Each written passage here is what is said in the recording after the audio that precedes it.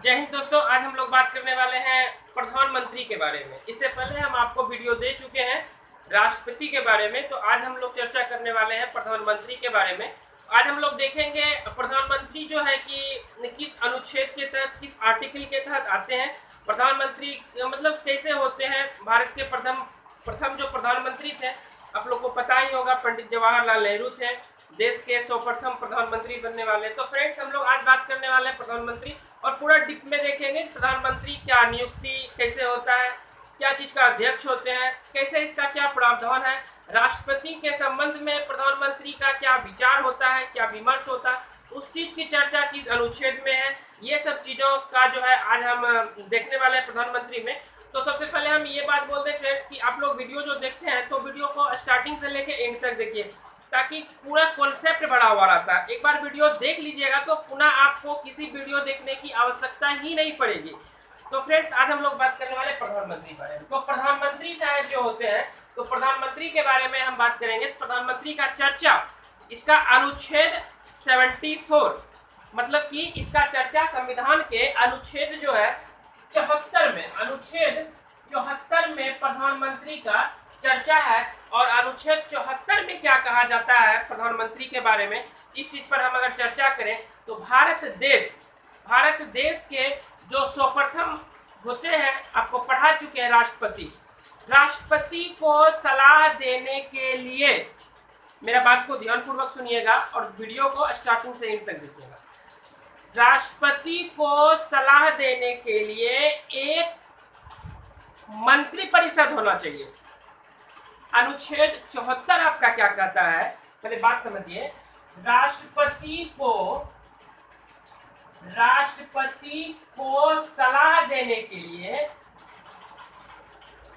एक मंत्रिपरिषद होना चाहिए। मंत्रिपरिषद बोल रहे हैं, मंत्रिपरिषद का मतलब उसमें बहुत सारे मंत्री आ गए, भारत देश में जितने भी केंद्र के मंत्री होते हैं, सब मंत्री परिषद भी हम आपको इस वीडियो में थोड़ा सा बताएंगे, बाकी एक वीडियो पूरा मंत्री परिषद के लिए बना देंगे। तो मेरा आपसे कहना है कि पूरा जितना मंत्री परिषद है, इस टोटल मंत्री परिषद राष्ट्रपति को सलाह देते हैं, आप ऐसे कीजिए, ऐसे कीजिए, ऐसे कीजिए। लेकिन इस टोटल मंत्री परिषद के जो प्रधान होते हैं, इस टोटल मंत्री परिषद के जो अध्यक्ष होते हैं, उसे ही हम प्रधानमंत्री कहते हैं।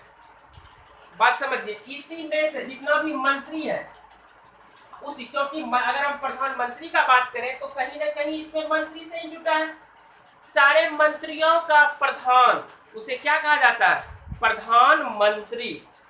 तो सारे मंत्रियों का जो अध्यक्ष होते हैं वो प्रधानमंत्री होते हैं, और सारे मंत्रियों जो कुछ विचार करेंगे, सारे मंत्री, जैसे कहने का मतलब कोई पेट्रोल संसाधन मंत्री हो गया, कोई गृह मंत्री हो गया, कोई वित्त मंत्री हो गया, कोई सड़क एवं परिवहन मंत्री हो गया, इस प्रकार से जितने भी मंत्री हैं, सारे मंत्री अपने प्रधान को सलाह देंगे, और वो प्रधान राष्ट्रपति को बताएंगे कि ये ऐसे कीजिए, ऐसे कीजिए, ऐसे कीजिए। तो आप समझ चुके होंगे कि भारत देश के प्रधानमंत्री जो होते हैं वो टोटल मंत्री परिषद के अध्यक्ष होते हैं, टोटल मंत्री परिषद के सुप्रीमो होते हैं, टोटल मंत्री परिषद जो देख रहे हैं, टोटल मंत्री परिषद के अध्यक्ष, वही व्यक्ति राष्ट्रपति को क्या करते हैं, सलाह देते हैं। चर्चा हम इस प्रधानमंत्री के बारे में हम ये भी बोलना चाहेंगे कि प्रधानमंत्री का जो भी विचार था, उसको 42वां संविधान संशोधन, अगर इंग्लिश में बात करें तो 42 अमेंडमेंट जो है आपका, ये आपका याद रखिएगा कि 42वां संविधान संशोधन जो आपका 1976 में हुआ था, 1976 में हुआ था, इसमें प्रधानमंत्री के बारे में कुछ बदला गया था। संविधान संशोधन का अर्थ ही होता है कि संविधान को बदलना, उसी को हम लोग संविधान संशोधन कहते हैं। बदलना या उस जगह पे मिटा के दूसरा लिख देना या जो भी करना, उसको हम लोग संविधान संशोधन अमेंडमेंट कहते हैं। तो याद रखिएगा, 42वां संविधान संशोधन के तहत 1976 में प्रधानमंत्री के बारे में कुछ बदला गया था, वो चीज भी हम आपको इस वीडियो में बताएंगे। तो आप यहाँ समझ चुके होंगे कि प्रधानमंत्री शब्द का शाब्दिक अर्थ जो होता है वो होता है कि टोटल मंत्रियों का जो प्रधान होता है उसे प्रधानमंत्री कहा जाता है। और जो प्रधानमंत्री की नियुक्ति राष्ट्रपति करते हैं, प्रधानमंत्री की नियुक्ति कौन करते हैं? राष्ट्रपति करते हैं। अब आप बात यहाँ ये भी होगा कि टोटल मंत्रियों का प्रधान, मंत्रिपरिषद का प्रधानमंत्री है और प्रधानमंत्री की नियुक्ति राष्ट्रपति करते हैं। ये बात भी आप समझ चुके हैं।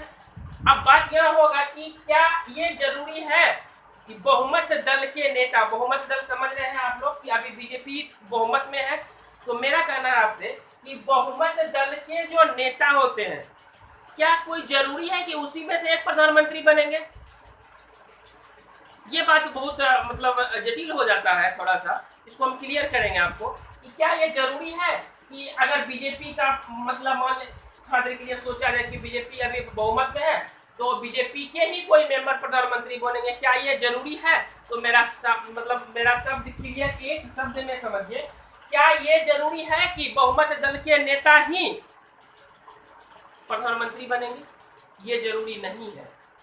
ये जरूरी बिल्कुल ही नहीं है कि बहुमत दल के नेता ही प्रधानमंत्री बनेंगे। फ्रेंड्स, हम आपको ये बात साबित कर दें कि आपको पता होना चाहिए डॉक्टर मनमोहन सिंह 10 साल प्रधानमंत्री रहे थे। श्रीमती इंदिरा गांधी जो है कि प्रधानमंत्री रहे थे, एच.डी. देवेगौड़ा प्रधानमंत्री रहे थे। लेकिन आपको बता दें कि वो सभी व्यक्ति राज्यसभा के मंत्री थे और उसे ही प्रधानमंत्री बनाया गया था। अब ये बात थोड़ा सा सोचने की बात हो जाती है।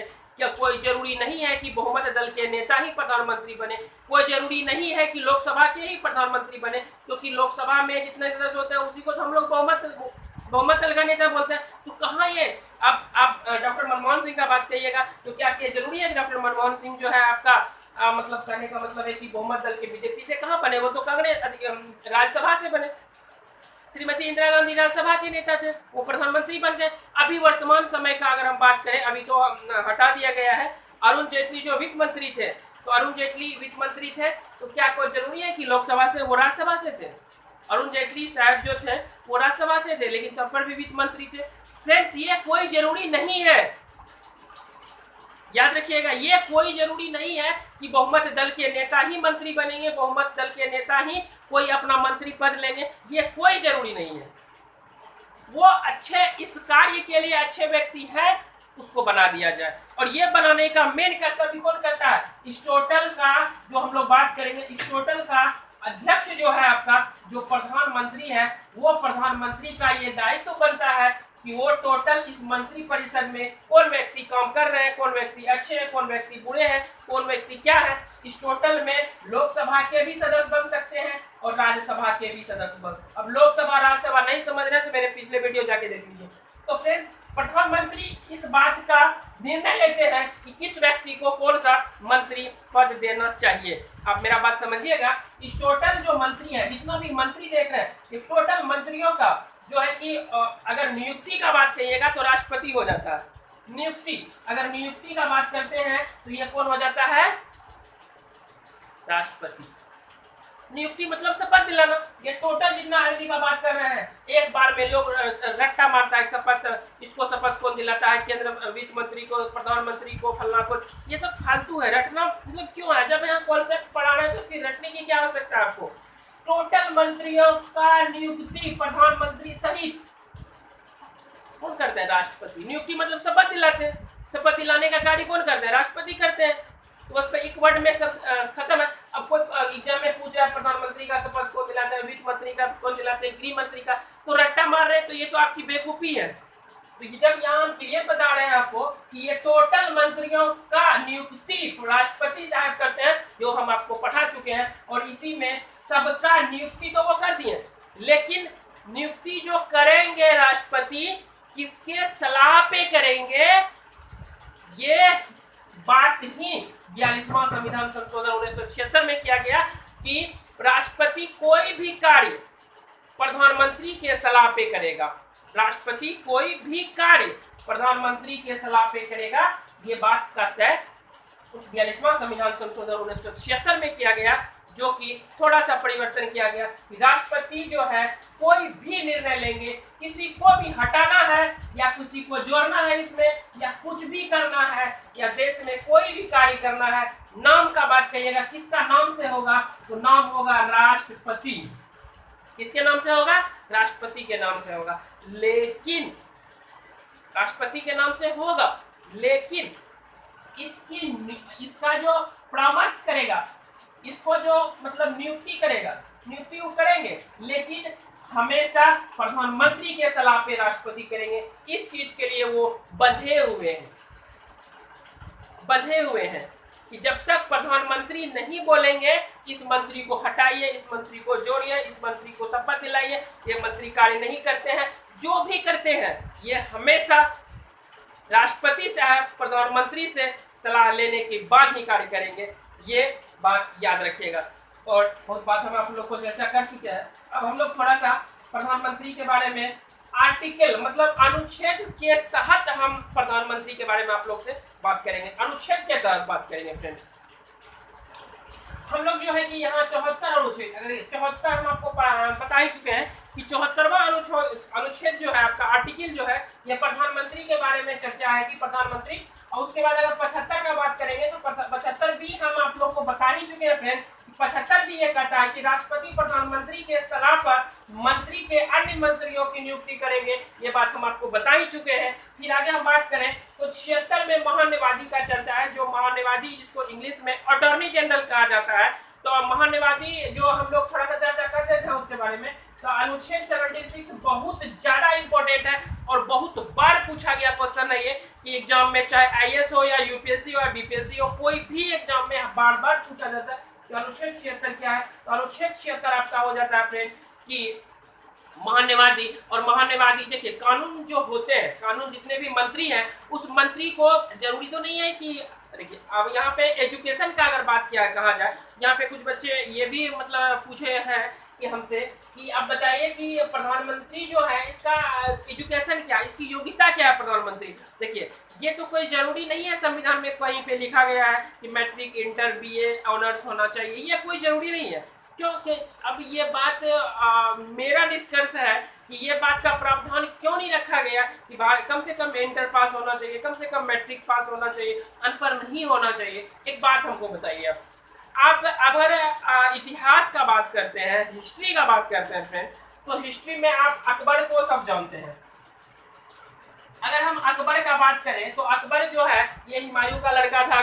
अकबर का शासनकाल आप लोग को पता ही हुआ कि अकबर का शासनकाल जो आपका था ये आपका 1556 से लेकर के 1605 तक अकबर का शासनकाल रहा है। इससे पहले अगर हम लोग बात करें तो इससे पहले हुमायूं था, और एक बात करें जिसको हम लोग जानते हैं लोग एमबीडी जिसको कहते हैं, मोहम्मद बिन तुगलक। मोहम्मद बिन तुगलक एमबीडी जिसको हम लोग कहते हैं मोहम्मद बिन तुगलक। तो मोहम्मद बिन तुगलक जो थे कहने का मतलब है फ्रेंड्स ये बहुत ज्यादा पढ़े लिखे थे, लेकिन इसका शासन इतना ज्यादा खराब रहा, इतना ज्यादा खराब रहा कि इसको द्रुव्य शासक कहा जाता है। और हम लोग अगर अकबर का बात करें तो अकबर एक मूर्ख शासक था। अकबर को पढ़ने का टाइम नहीं मिला, जब इतिहास बताएंगे तो एक कॉन्सेप्ट बताएंगे आपको। इसको मतलब एक बार अगर हिस्ट्री पढ़ा देंगे तो अगर भविष्य में आपको हिस्ट्री पढ़ने का जरूरत पड़ जाएगा तो आप हमसे बात करिएगा।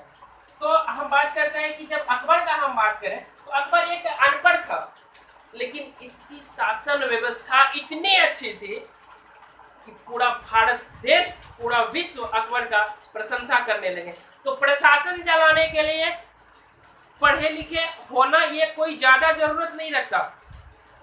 आप प्रशासन अच्छे करके देखिएगा, कोई मुखिया है अपने पंचायत में देखिएगा, कोई मुखिया है बहुत ज्यादा पढ़े लिखे हैं लेकिन वो अपना प्रशासन अच्छी तरह से नहीं चला पा रहे। लेकिन कोई ऐसे हैं जो कि मूर्ख हैं लेकिन वो इतना अच्छा प्रशासन चला रहे हैं, पूरा पंचायत उसका गुणगान करता है, नहीं बोल के पूरा डिस्ट्रिक्ट उसका गुणगान करता है। तो ये मतलब प्रशासन चलाने के लिए, जनता को चलाने के लिए जरूरी नहीं है। अभी हमारा प्रधानमंत्री डॉक्टर नरेंद्र मोदी का बात करिएगा, जिस देश में जाते हैं, अगर प्यारे मित्रों जब बोलते हैं प्यारे देशवासियों, पूरा देश मतलब ये शान की बात हो जाती है। भारत देश के प्रधानमंत्री जहां भी भाषण देते हैं तो लगता है कि कोई प्रधानमंत्री भाषण दे रहे हैं, है ना। अगर हम लोग ब्रिटेन का बात करें तो कोरोना हो जाता है उसको, ठीक है। अगर हम लोग बात करते हैं कि तो ये एजुकेशन का बात संविधान में कहीं नहीं किया गया है कि आप मैट्रिक इंटर होना चाहिए, ये एजुकेशन का बात नहीं है। जैसे ये प्रधानमंत्री वो होना चाहिए जिसको कि संसद में सदस्य बनने की योग्यता हो, संसद का सदस्य हो। और यहाँ पे एक बात हम और करना चाहेंगे कि ये कोई जरूरी नहीं है कि लोकसभा और राज्यसभा का सदस्य होगा,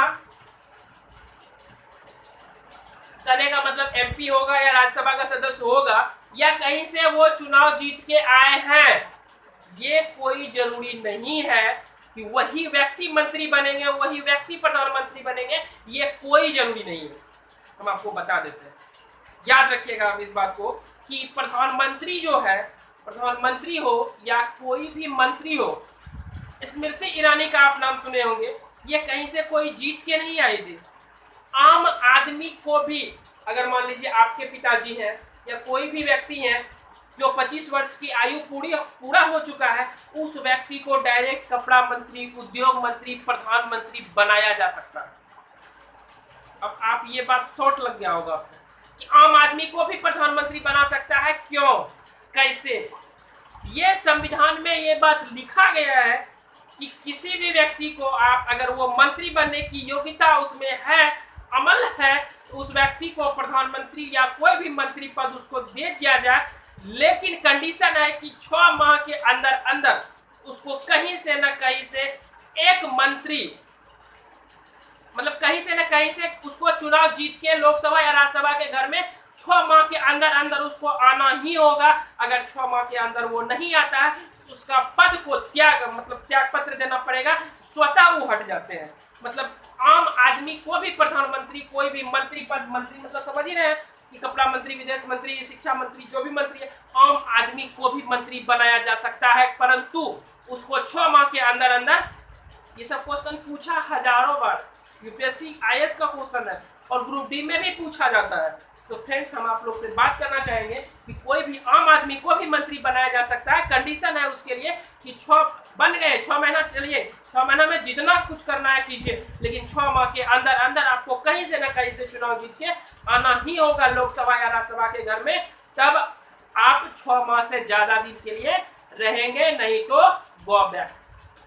तो चलिए, हम लोग इस चीज का बात कर लिए कि ये तो आपको बता ही दिए, और 76 भी बता दिए कि वो जो आपका मान्यवादी थे, वो अगर कोई व्यक्ति कानून नहीं जानते हैं, कोई मंत्री है, मान लीजिए कपड़ा मंत्री है, उसको अनुच्छेद संविधान के बारे में कुछ पता नहीं है, ताकि संविधान में जैसा लिख लेना है कि चुनाव वही लड़ेगा जो मैट्रिक इंटर पास, जिसको संविधान का नॉलेज होगा, ये तो कोई जरूरी नहीं है।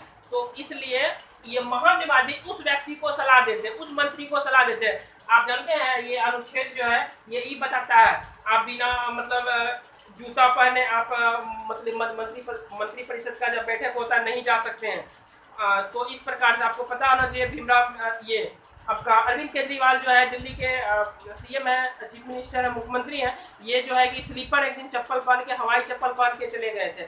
तो उस पर जो है प्रधानमंत्री डायरेक्ट उस पर जो है कि इस बात का चर्चा किए थे कि ये संविधान का प्रावधान, ये सब चीज को बताने वाला महान्यवादी होते हैं अपने मंत्रियों को, कोई सलाह देने वाला। तो टोटल कानून के मंत्री भी महान्यवादी को बोल सकते हैं, बहुत बार ये भी क्वेश्चन पूछा जाता है। तो चलिए हम लोग आगे बात करते हैं कि अनुच्छेद 78 जो 76 आपको समझाई दिए। अनुच्छेद 78 का बात करें तो अनुच्छेद 78 में हम आपको ये पढ़ा चुके हैं, प्रधानमंत्री का यह कर्तव्य होगा कि संसद की कार्यवाही की जानकारी, संसद में जितनी भी कार्यवाही हो रही है सारी जानकारी को राष्ट्रपति को देना अनिवार्य है। हम लगता है, उम्मीद करते हैं ये बात समझ में आ चुका होगा। तो सारे प्रधानमंत्री, जितने भी मंत्री हैं, सारे मंत्रियों का बात को प्रधानमंत्री राष्ट्रपति तक पहुंचाना यह प्रधानमंत्री का कर्तव्य बनता है। और राष्ट्रपति साहब जो बोलिएगा कि 42वां संविधान संशोधन 1976 में यह भी प्रावधान किया गया कि ये प्रधानमंत्री का, जो भी प्रधानमंत्री बोले उसको राष्ट्रपति को, तो राष्ट्रपति उसको मानना, क्या ये मजबूर है वो मानने के लिए? वो मजबूर है मानने के लिए, लेकिन कंडीशन है वो एक बार पुनर्विचार के लिए, पुनर्विचार मतलब कि आपका मंत्री जो भी बात सोचा है कि नेपाल को 10 अरब रुपया दे दिया जाए, नेपाल अभी गरीब स्थिति में है, तो ये जो हम सोचे, मान लीजिए प्रधानमंत्री का मंत्रिमंडल का सोच हुआ क्या कि कोई राज्य को 2 भागों में बांट दिया जाए, वो राष्ट्रपति के पास चला गया। राष्ट्रपति जो है इस चीज पर बोले जरूरी नहीं है, ये बाध्य होता है, लेकिन ये बाध्य नहीं है। राष्ट्रपति को ये अधिकार होता है कि प्रधानमंत्री जितना भी मंत्री है सारे को पुनर्विचार के लिए एक बार स्वीकृति किया जाए कि आप जो ये सोचे हैं इस राज्य का 2 भाग में बांटने के लिए, इस पर आप एक बार पुनः विचार कीजिए, कहीं ना कहीं इसमें एरर है। उम्मीद करते हैं ये बात समझ में आ चुका। और ये बात 42वां संविधान संशोधन 1976 में किया गया था कि राष्ट्रपति साहब भी कोई मंत्री परिषद के बातों को एक बार पुनर्विचार के लिए भेजा जा सकता है। ये बात आप समझ चुके होंगे फ्रेंड। तो ये था। देखिए प्रधानमंत्री साहब जो होते हैं, हम आपको एक चर्चा और करते हैं। प्रधानमंत्री जो होते हैं ये जब ये प्रधानमंत्री त्याग पत्र देते हैं, प्रधानमंत्री, हम आपसे यहाँ एक बात करेंगे, आपको समझाएंगे ये सब बात। आप स्क्रीनशॉट जो है फ्रेंड्स बराबर लेते आइएगा, लेते रहिएगा। तो हम लोग बात करते हैं कि ये जितना भी मंत्री थे, इसमें जितना भी इस सारा का मंत्री का प्रधान कौन हो गया? प्रधानमंत्री हो गया।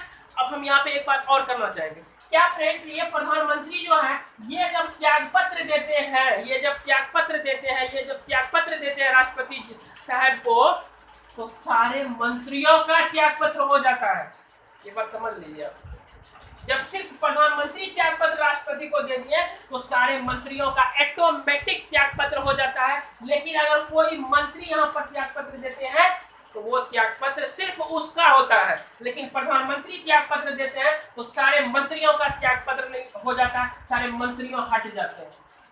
उम्मीद करते हैं ये बात समझ में आ चुका होगा फ्रेंड्स आप लोगों को कि सारे मंत्रियों का त्याग पत्र हो जाता है और दूसरा प्रधानमंत्री बनेगा तो अपने मन से वो जो है कि प्रधानमंत्री के लिए सारे मंत्रियों अपना मन से गठन करेगा। अगर हम बात ये भी करना चाहेंगे, बिहार के मुख्यमंत्री श्री नीतीश कुमार जो थे, तो प्रधानमंत्री मुख्यमंत्री वो देश का हो गया, ये राज्य का हो गया, ये भी प्रधान हो गया, राज्य का प्रधान मुख्यमंत्री।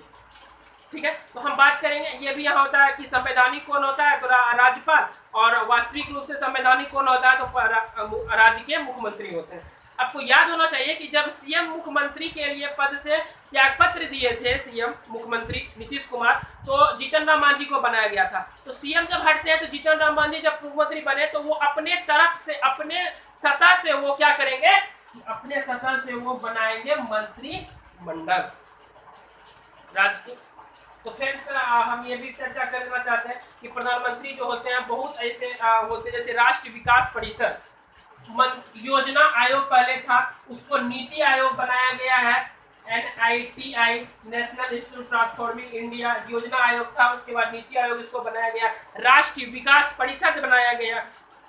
ये सारे का प्रधान जो होते हैं, अध्यक्ष जो होते हैं, ऑटोमेटिक प्रधानमंत्री होते हैं। बराबर पूछा जाता है नीति आयोग के अध्यक्ष कौन होते हैं, तो प्रधानमंत्री, वर्तमान जो प्रधानमंत्री है वही बन जाते हैं। तो इस प्रकार से योजना आयोग, नीति आयोग, राष्ट्रीय विकास परिषद के प्रधान कौन होते हैं, अध्यक्ष कौन होते हैं, तो डायरेक्ट उस समय जो वर्तमान समय में जो मुख्यमंत्री है वही हो जाते हैं। तो फ्रेंड्स इस प्रकार से हम चर्चा आप लोग को करते रहेंगे, लेकिन आप लोग वीडियो को स्टार्टिंग से एंड तक देखिए और वीडियो को शेयर भी कीजिए। हम आप लोग के लिए मेहनत करते हैं, वीडियो को पूरा मतलब फैलाइए, इस पूरा और अच्छा खासा वॉच आप लोग देते हैं, वॉच टाइम देते हैं, पूरा देखते हैं। तो धन्यवाद दोस्तों। आज हम लोग आज का वीडियो यहीं तक रहने दीजिए।